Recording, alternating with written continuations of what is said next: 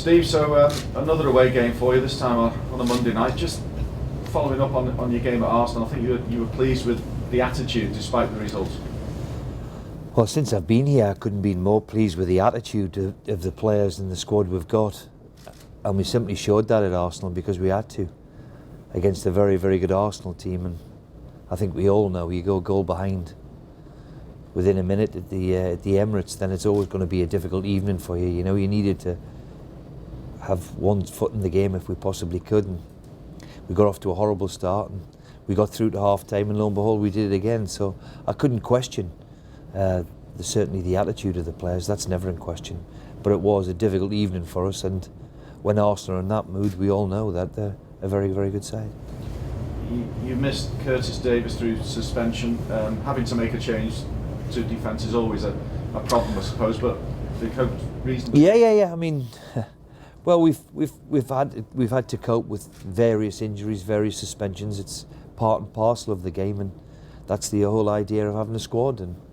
And certainly we haven't got the biggest of squads, but certainly we've used it, and the people who've stepped in have done a manful job. And he's back now, and we've got a fit and healthier squad than we have for a long time. There's only really Aluko and Quinn who are injured at the moment, so let's hope we can get them back shortly. But apart from that, everybody else to pick from. I suppose you're at the stage of the season now where you need a fit and healthy squad, where you've got to knuckle down. Everybody talks about games coming thick and fast, but it is. It's a ridiculous schedule.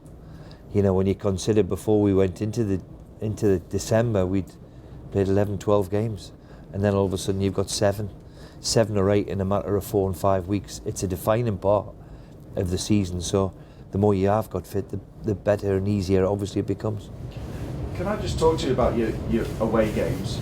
I'm sure you know, but you've played 7 of the top 8. There's only Liverpool away that you haven't met. And when you look at your form, I know you've been relying on home form, but yeah, it's been. We knew that it was going to be a difficult start when the fixture list come out.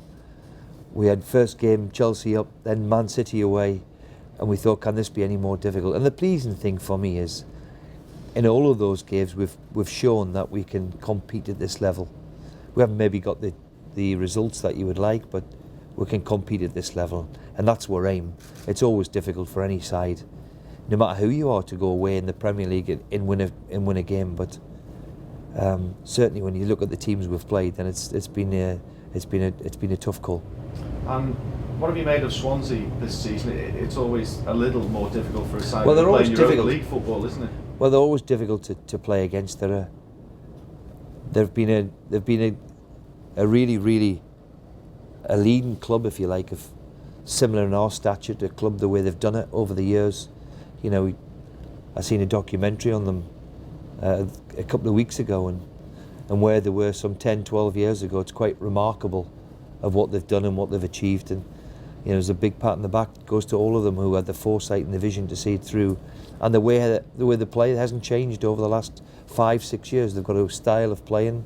They're all comfortable on the ball. They're good in possession, and of course they've got some really good players, and they've added to the squad and done it very, very well.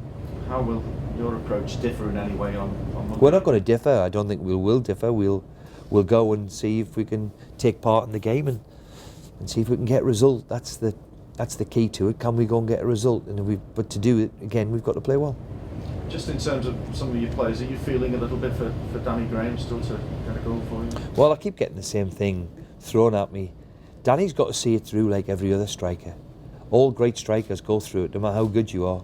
There comes a time in your career where you go through a lean patch. The one thing you've got to do is just knuckle down, keep going with it, and try not to lose your confidence. It's quite remarkable, really, that strikers are judged by just goals, and nobody else on the team really that matters to. You know, that you're just judged on your performances. You know, Tom Hulson hasn't scored this season. Midfield player, had a wonderful season, wonderful start. But strikers are judged by goals, and Danny played very, very well at the start of the season, got injured against Everton, hasn't maybe scored the goals that you would like to score, but he's got to see it through. It's as simple as that.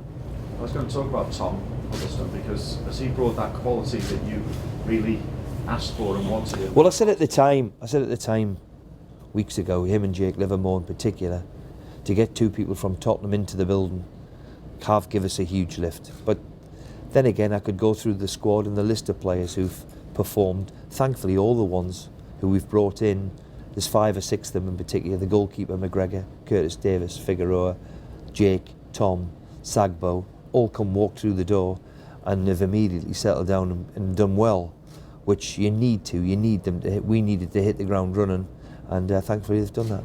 Much has been made of the fans over the past few weeks, but I think they'll need a pat on the back on Monday night, won't they, travelling all the way to Swansea? Well, it's a hard call before December, so and we know how tough it is. We know how tough it is around here in these parts for people to travel miles and miles. We had a great following at Arsenal. I know there's a few of them got stuck on the motorway, but yeah, whoever goes down there, it's a tough call. So we thank them very much. Yeah. Can I get your reaction to the World Cup draw, Steve? It's a pretty tough one for England, isn't it? First of all, up the jungle. Could it have been any worse? I think everybody's trying to put a positive spin on it. Up in the jungle, I mean, that's 3,000 miles away from Rio, there and back, isn't it? 2 o'clock in the morning, our time, 100% humidity. The one thing is we're playing a European team, but you have to say, when you're at that level of humidity, it's very, very difficult, and we couldn't have wished for a tougher draw, but there you have it. Last year when we were up, I think we had a draw where we all looked forward to and had a struggle, so let's hope we can get out the group stages. And you know how to tame Luis Suarez, because you did so here last week. No, we go back on New Year's Day, so let's not count with chickens. Can you give Roy any advice on that?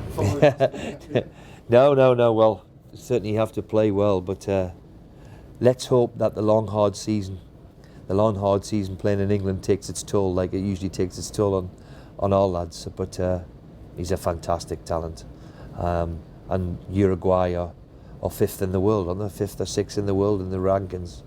They're a very, very good side, and when you look at them on paper, they've got some excellent players, so we'll have to be at our best. Did you get off lightly given what he did to Norwich midweek? Well, such a wonderful array of goals. Whenever you play against the big teams, the one thing you have to do is play well, and collectively and individually, defensively, we played very well that day, and Suarez, we didn't really see him, thankfully, but I'm not going to count me chickens. As I say, we'll play them in 3 weeks' time. Thanks, Steve. Cheers. Steve, Cheers. you mentioned there about where Swansea have come from, a similar stature maybe to Hull over the years, and maybe Southampton at times the same. Do what they've done in terms of getting into the Premier League, does that give you? Well, it's got to be the way. It's got to be the way forward, as I've said before. You know, a Wigan were in there 8 years before, unfortunately, they slipped out. You know, a West Brom, a Swansea, a Southampton are all clubs that you can look at, and as I've said to a pal of mine the other day, since the Premier League started, I think there's been 8 clubs in from the start, and something like 47 have competed in the Premier League. It shows you how difficult it is. I mean, we've got probably 8 or 9 clubs now who've been in the Premier League in Division 1. So it's a difficult call, difficult league, but one we would love to follow if we possibly can. And just going back to Dan, just once more, with it being his former club he spent quite a lot of time at anyway. Do you buy into that kind of thing, that sometimes that can be a game where things can happen for you just because you... Could it be the one that turns him round? We'll have to wait and see until Monday night. But, I mean, have you found that in the past over your career, as former clubs, things happen for you or not? Well, we've just seen it the other night. Benton hadn't scored for 2 years, had he? We tried a little bit for him in the summer, and I've signed him twice. So, did Mr. Wenger do it on purpose? Who knows, he might have done. If he did, then he's a better genius than I thought he was. And just quickly, we talked a very small amount about Matty Fryatt the other night. Yeah. Actually, he's back in the squad. I mean, do you think... Well, he's back in the squad, and as I've said, I've never really seen Matty Fryatt play, because he unfortunately missed a year with an Achilles. Thankfully, going out in Sheffield has done him a bit of good. He's come back into the fold. We'll see how he progresses, and who knows, he might get his chance.